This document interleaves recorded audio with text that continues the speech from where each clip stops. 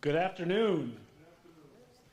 It is my distinct pleasure to welcome you today here to the first day, the opening day of the Ralph C. Wilson Jr. Welcome Center at Niagara Falls State Park.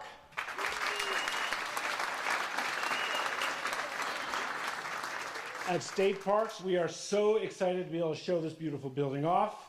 The team that designed and built the building will serve as a magnificent gateway not only to Niagara Falls State Park, but also to the city of Niagara Falls and all of Western New York for those 9 million visitors that come and visit this park every year. The building itself, if you look around, is environmentally friendly and is much better designed to meet the needs of the traveling public than the one that sat here before. Projects like this do not happen overnight, however. They require many partners, contractors, architects, builders, our own staff. But I want to just thank some of the people in the audience. Some of our partners are non-contracting partners. I want to recognize Mayor Robert Restaino, the City of Niagara Falls, a great partner for us. Senator Robert Ort, who's been a great partner.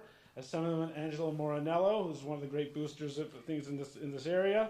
And then all the other elected officials that are here today, including my colleagues from the cabinet. I also do want to send a personal acknowledgement to the chair of our Niagara State Parks Commission, Cindy Litro, and Stu Enger is also here, and we have other members of our commission here. We don't have anyone here, but I do also want to acknowledge this is the Ralph C. Wilson Jr. Welcome Center, Ralph C. Wilson Jr. Welcome Center, and that is in recognition of the $8 million that was given by the Ralph Wilson Foundation to this project, and they've been very generous with us to the New York State Parks, obviously across Western New York, but here in particular. But in all cases, the number one greatest partner we have here is our governor, Kathy Hochul. As we head into the 100th anniversary of the creation of our state park system, we are incredibly fortunate to have a governor who is a true champion and partner for all we do here at State Parks. She's a regular visitor. She knows our parks inside and out. Many of them she knows better than I do. She's asking me questions about things, points things out. And there's just no question that her steadfast support has put our state parks on a whole different platform, a whole different plateau going forward. I'm so thrilled that you're able to join us today for this ribbon cutting. So with no further ado, it is my privilege to welcome the 57th Governor of the State of New York, Kathy Hochul.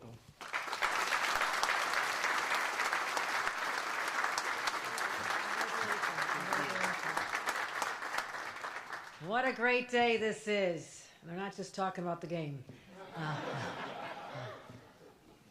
Yes, I'll take it. Buffalo Bills blue, I'll wear that every day. On the way over, I just realize all the excitement that is being captured here today, and to walk in. This is jaw-droppingly beautiful, especially for those who's been here before to the visitor center. Okay, you know what I'm talking about. I mean, the facility we had here before may have served people back 35 years ago when it was built, but for those who had the vision 100 years ago to say this is a park that should be showcased to the world, I would have recommended that they use glass so you can actually see what we're talking about here. This is the place you showcase to the rest of the world what is out these doors. And so I'm really, really excited to be here. And I think about crossing the Grand Island Bridge. You get a little nervous when you're a kid. I have memories of crossing over, and you always think to yourself, okay, if something happened and the car went off into the water at this very point, at this highest point, would we end up going over the falls? I mean, these are things, I thought about it just now, like reacting back when I was a kid. Okay, at what point can I make it over the falls? So growing up around here, it's just part of our identity. And so you go over the falls and you think about, you go over the bridge, you start seeing the mist in the distance, and the water looks kind of calm and looks peaceful and tranquil, and then the mist gets a little closer, and then the water starts churning, and the rapids start, and you get right up near the edge, and it's so exhilarating, and there's nothing like it on the entire planet.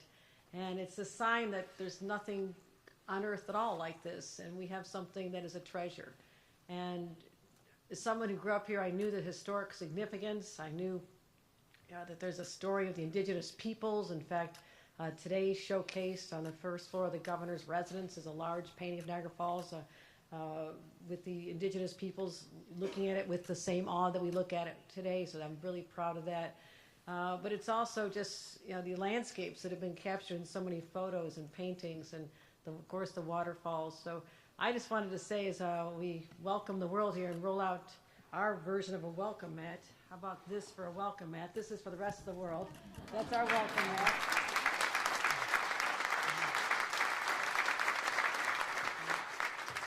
That's what this is. This is to say welcome to the rest of the world. And I want to, first of all, acknowledge Kim Hill, who's the indigenous interpreter that we have from Tuscarora. I want to also thank Eric Kulisade for your incredible vision. You know, we've worked very closely together for a number of years here, and we always knew that this 100th anniversary was something we had to celebrate and to leave a legacy for the next 100 years, and I do believe this building does this. Hope Knight, Empire State Development CEO and President, I want to thank her for her leadership here. Welcome, you're here so often. We're starting to feel like you're a local. Of course, no one's more local than my two commissioners, DMV Commissioner Mark Schroeder and Tim Hogues, our Civil Service Commissioner. Let's give them a round of applause and welcome them. Partners in Albany are always great to have. I want to thank Senator Robert Ort and Angela Marinella from the Assembly for representing this area with such passion as they do.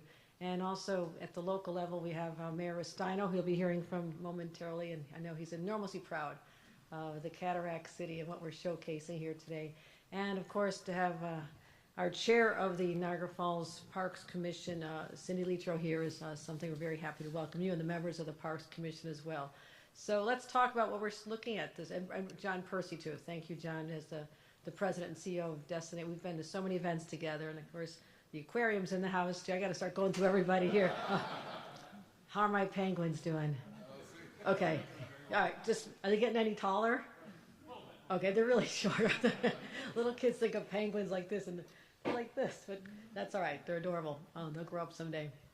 As I said, I do think this is one of the most spectacular places, and not just our state, but truly in the world. And we talked about how important this is and how beautiful it is.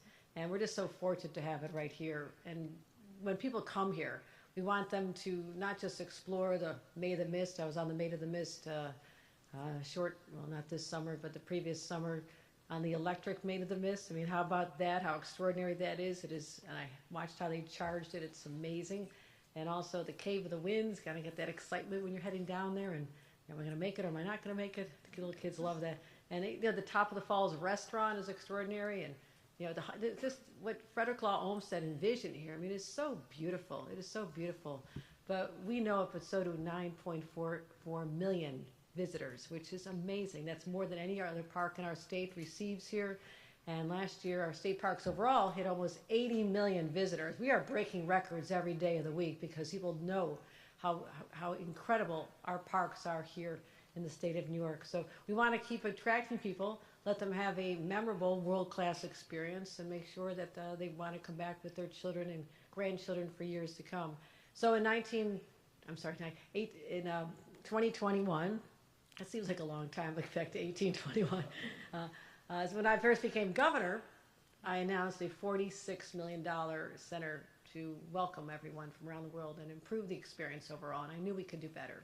And we teamed up with so many attractions. What we're doing here, we're going to have incredible interpretive exhibits that'll be displayed. We have, let me just mention some of the things we're doing here. 28,000 square foot new ticketing and information desk, interpretive museum space, immersive experience, incredible topics, a variety of topics, including natural, industrial, indigenous American people's history, concession spaces, restrooms, support services, and just incredible, but something that we all might really enjoy is the local food. I mean, this is not some national chain coming in here and saying we're going to take up your space. This is local. This is Di Camillo's Pizza. I mean, we're talking next level pizza here. We're talking, and hopefully they can bring some cannolis over while they're at it. Can I do a special request for let's sell their cannolis. They're the best. Costanzo's Bakery, Salem's Hot Dogs. Lily had one yesterday. They're so good. Perry's Ice Cream, Oxford Pennant, and New Era hats will also be part of the retail here. And also, you know, cutting the ribbon on something named after Ralph Lisson. On a day after a game, we rode the Cowboys out of town. That was fun. And I happened to be there in my box to show how magnanimous Crystal People Stokes are. And we let Carl Heastie in, who's the speaker. Familiar with the speaker? Do you know this about him? Dallas fan. Okay. No, truly. I walk in, and the first few downs, he's cheering like crazy. And all of a sudden, his side got really quiet. I've never seen him so quiet. I just want to reflect on that. But he was a good sport, I think. But it was a great day for all of us. So to have the Ralph Wilson Center here, Welcome Center, his name will live on in so many different places. And I know there's not a representative here today, but they couldn't make it. But what Mary Wilson has done for this community also, it's just given us a chance to believe in ourselves again. It's not just a sports team and the legacy, but also just allowing us to have the extra resources, the extra $8 million to really just put a special exclamation point on everything we're doing here. The Children's Center down, I mean, I don't know if there's going to be a single building in Western New York that doesn't have the name Ralph C. Wilson Jr. on it, and that's okay with me. I don't need it all to say New York State. Let's put his name on everything. So it's an incredible gateway, and I'm so proud of everything we're doing here. So let's continue on. Let's continue the journey of showcasing what we have, developing more resources and opportunities for people to understand. This is an important part of our history. The Underground Railroad, right around the corner here, came through here. We're showcasing that. We're talking about so many other attractions. But I also want to make sure that we're investing in current projects as well. Not always as big as this, but today I'm proud to announce $4 million capital grant for the Niagara Arts and Cultural Center. So that's a piece for them. The center's auditorium, we're going to help them restore the 1,000 square feet or 1,000 seat theater to its original historic grandeur. And that's what you do. I mean, these were built at a time when people had such imagination, such vision. They didn't hold anything back on making beautiful spaces like this facility has. And then it declines over time and it becomes too expensive to recapture the story and the grandeur. And that's exactly what we're doing here. We're going to bring back a piece of history as well, and also integrating modern technology and having contemporary productions. So I'm excited about that, but also we're committed to announcing the $2.25 million for Oakwood Cemetery as well, because that was built before the Civil War, and it's an important part of our heritage.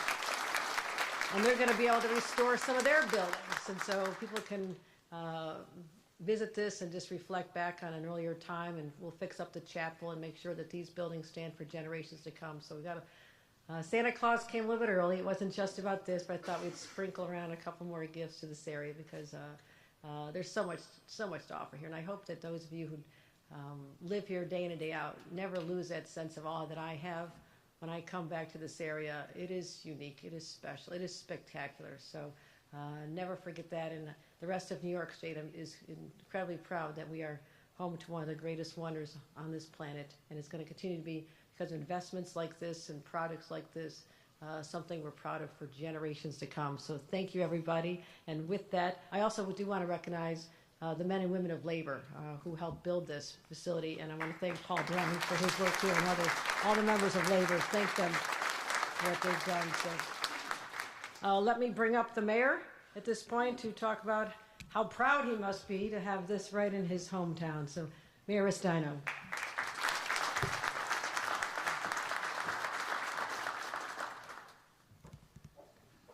Thank you, Governor. First, let me say this is a spectacular building, and I know that all of the visitors and locals that come to the park will certainly be in awe of the beautiful construction as well as the views that you can get from just about any place in here. So I want to thank and congratulate the Governor and the Commissioner on a great vision and the ability to deliver it for the state park and for our community. I also have to tell you that it is really a pleasure that the Governor is joining in with her investments in the purpose, the mission of this administration to improve the assets that we have within our city. The investments in the NAC also sort of piggybacks on to some investment that our administration has made in that building. It is a cultural center. I think those of you who have not been there should take the time just to visit. It's an incredible place, artists, and just a friendly place to be. So again, Governor, thank you so very much for your consideration and for your wisdom.